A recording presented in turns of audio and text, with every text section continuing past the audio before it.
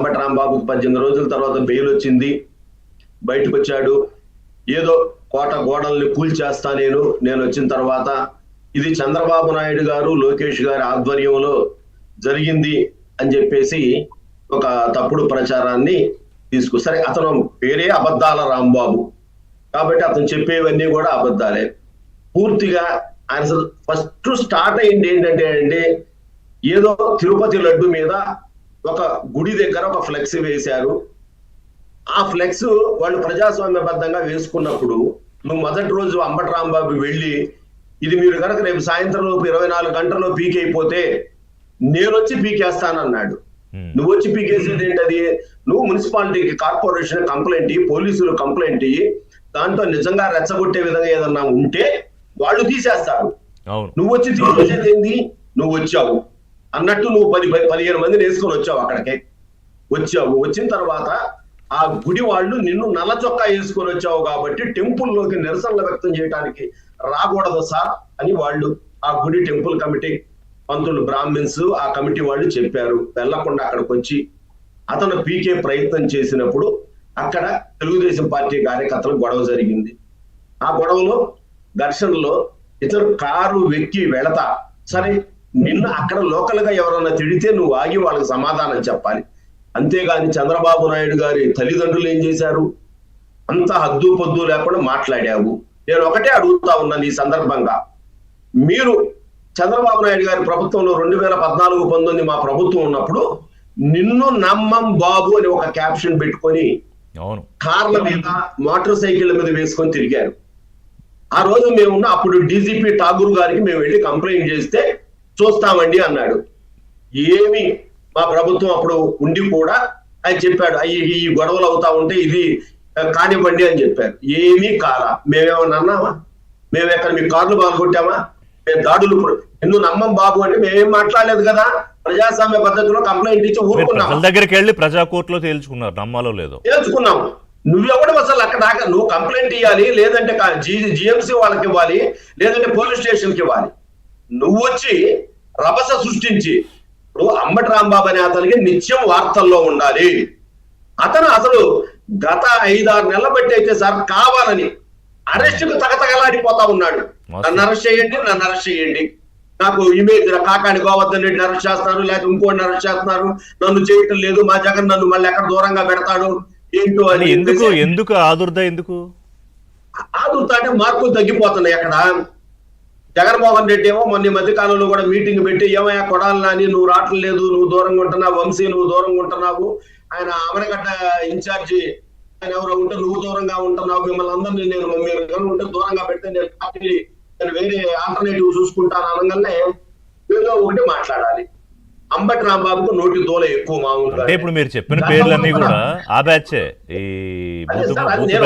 మీకు ఒకటే గుర్తు చేస్తా ఉన్నా, నేను 2014-19లో ఉన్న మా అధికారంలో ఉన్నప్పుడు మేము ఎక్కడైనా వాళ్ళ కార్యాలయాల మీద కానీ వాళ్ళ నాయకుల మీద దాడులు చేసామో మేమన్నా, వాళ్ళ రాష్ట్ర కార్యాలయాల మీద ఏమన్నా దాడులు చేసామో మేము ఎప్పుడైనా? రాజకీయంగానే తెలుసుకున్నాం. ఎప్పుడైతే మీరు 2019 అధికారంలోకి రాగానే నీవు నేర్పిన విద్య నీరజాక్షి అన్నట్టుగా మా దేవాలయం లాంటి రాష్ట్ర కార్యాలయం మీద ఈ గుంటూరు గోండాలు అంబటి రాంబాబు తెలియదా?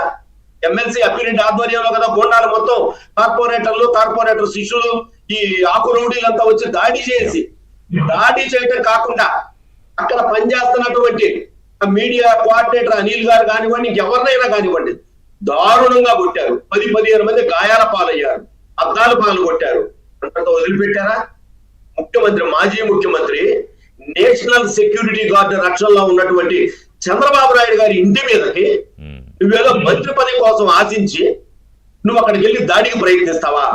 అదేమంటే నేను వినతి పత్రం సిగ్గుందా మాట్లాడటానికి? నువ్వు ఒక మాజీ ముఖ్యమంత్రికి ప్రతిపక్ష వినతి పత్రం ఇస్తావా? నువ్వు ఎమ్మెల్యే అయ్యి ఉండి ఎవరికి వాళ్ళు నువ్వు పోయి జగన్మోహన్ రెడ్డికి ఇచ్చుకోపోయి దానికి నువ్వు ఒక్కడే వచ్చావా?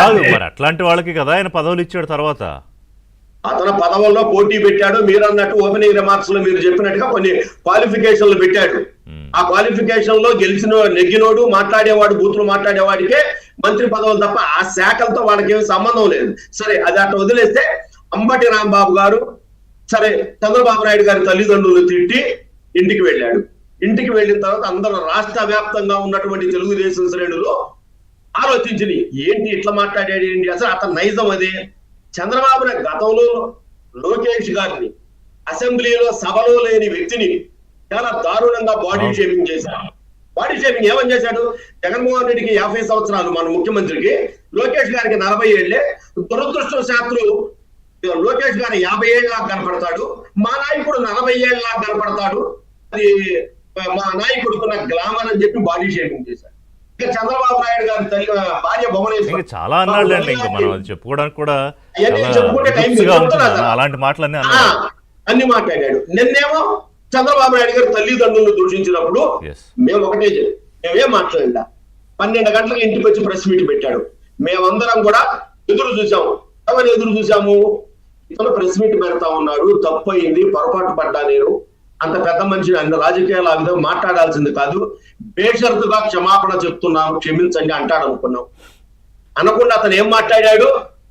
లోకేష్ రెడ్ బుక్ చూసి నా గేట్ లో కుక్క కూడా భయపడదు, నేను అనుకున్నాను అలా అని ఉండాల్సింది కాదని పైగా అనుకున్నాను. క్షమాపణ చెప్పాడు అంటున్న వాళ్ళకి కాదు క్షమాపణ చెప్పాడు అంటున్న క్లారిటీ అంటే నేను స్పష్టంగా విన్నా. నాలాంటి పెద్ద మనిషి, నాలాంటి ప్రజానాయకుడు అలా మాట్లాడకూడదు, అంతేగాని అలాంటి పెద్ద మనిషిని అలా అనకూడదు అనలేదు ఎక్కడ. అదే ఆయనే సర్టిఫికెట్ ఇచ్చుకున్నాడు అలాంటి పెద్ద మనిషి అని ఉండకూడదు. అజయ్ గారితోనూ నాగార్జున గారితో మాట్లాడదు. ఒక్క నిమిషం సార్, ఇప్పుడు సంతలో దాన్ని సందులో కాళ్ళు పట్టుకున్నట్టు నీలో నువ్వు అనుకునేది, నువ్వు కనుక 12:30 గంటకు ప్రెస్ మీటింగ్ పెట్టి చెప్తే అసలు ఏముండేది కాదు కదా. నువ్వు ఏమన్నావు?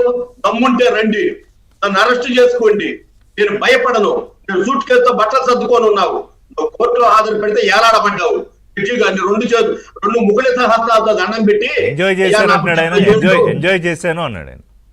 లేదండి, జడ్జి గారి దగ్గర మొదట హాజరు పెట్టినప్పుడు నాకు 70 ఏళ్ళు, నేను మాజీ మంత్రిని, నేను కూడా న్యాయవాదిని, దయచేసి నాకు బెయిల్ ఇవ్వండి, నాకు స్లీప్ యానిమియా అని చెప్పేసి నాకు నిద్రకు సంబంధించిన వ్యాధి ఉంది, నేను చాలా వృద్ధుండి అని మాట్లాడావు.